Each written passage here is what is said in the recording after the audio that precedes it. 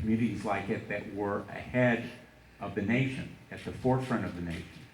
Community policing in concept and in practice really began here in Connecticut. Connecticut was one of the first that began it, and it has continued it, advanced it, improved it, and so we should be proud of that fact. And I want to just say finally that rarely do you find in communities around the state that the mayor, police chief, clergy, leadership, community organization come together in this kind of gathering.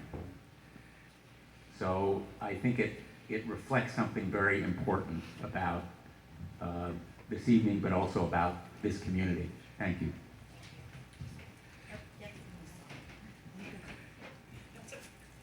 Just to piggyback off of what Senator Blumenthal was just talking about, we did pass an excessive force bill.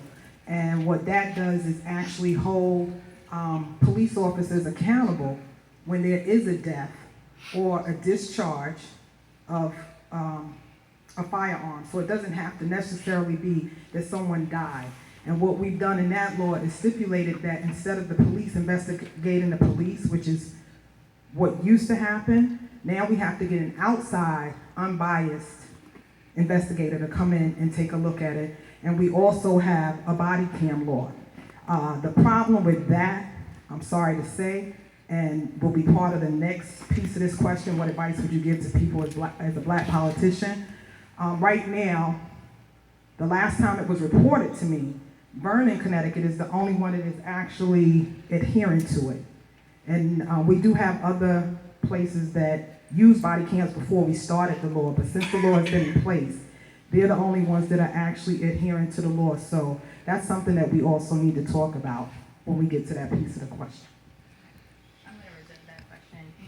Mayor, thank you. It's an honor to have you here, and I appreciate you coming.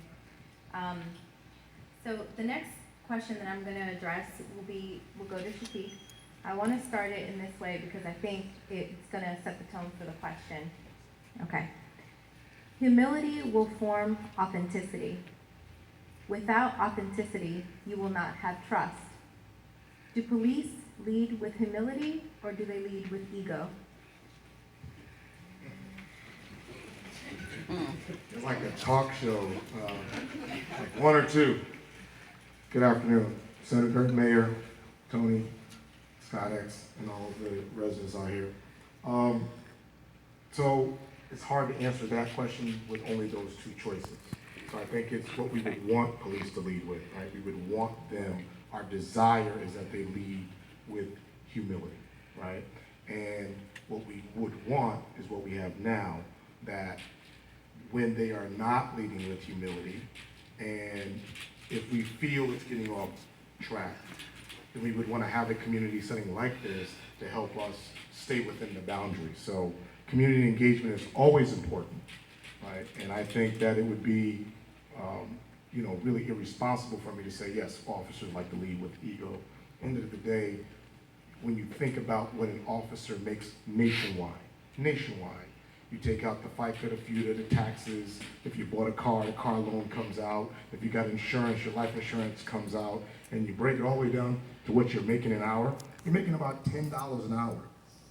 All right, so you really don't want to expose yourself to the news and potential arrest and ridicule and criticism. And it's just not for the officer. It falls back to in your family, the pain that they've got to endure when all these things happen. So I would believe in my 20 years that officers that's what we're looking for. That's the margin. We want to reach towards humility.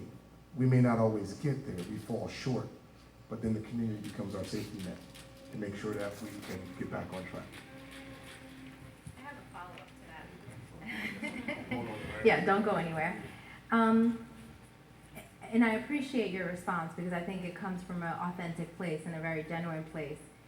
So from, you clearly, I'm sure, have seen, the countless videos that now we have access to, where in the past, I'm sure that there were violent crimes that were happening, but we didn't have access to. So, and this is your opinion, and I respect that. So I want to make sure that I put that forward. What do you think is happening then when we are watching these videos and you have police officers that are reacting in a way that's less than humble, less than trustworthy in communities of color, where, you know, the oath is to serve and protect. So,